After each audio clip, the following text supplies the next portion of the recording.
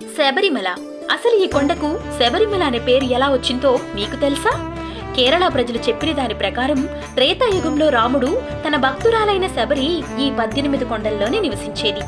ఆమె గురువైన మార్తంగముని, నీకోసం ఒక మహానుభావుడు నిన్ను వెతుక్కుంటూ వస్తాడు, ఆయనే నీకు మోక్షాన్ని కూడా ప్రసాదిస్తాడు అని చెప్తాడు. కొన్ని రోజుల తర్వాత రాముడు శబరి దగ్గరికి వస్తాడు. ఆమె దగ్గరున్న పళ్లను రాముడికి పెడుతోంది.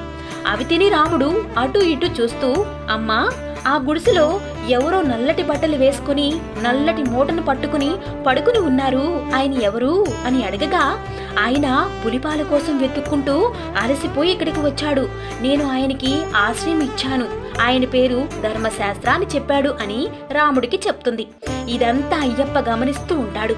రాముడు ఆ రాత్రి అక్కడే ఉండి సీతను వెతుక్కుంటూ వెళ్ళిపోతాడు. కొన్ని సంవత్సరాల తర్వాత అయ్యప్ప రాముడి రూపంలో వచ్చి శబరికి దర్శనమిచ్చి, ఇక నుండి ఈ కొండను శబరిమల అని అంటారు, ఇక్కడ నాకు ఒక ఆలయాన్ని నిర్మిస్తారు, అందరూ మొదటిగా నీ దర్శనం చేసుకున్న తర్వాత నన్ను దర్శించుకుంటారు అని మోక్షాన్ని ప్రసాదిస్తాడు. మీరు ఎంతమందికి ఈ విషయం తెలుసో మాకు కామెంట్ చేయండి. ఈ వీడియో నచ్చినట్లయితే సబ్స్క్రైబ్ చేసుకుని లైక్ చేయండి.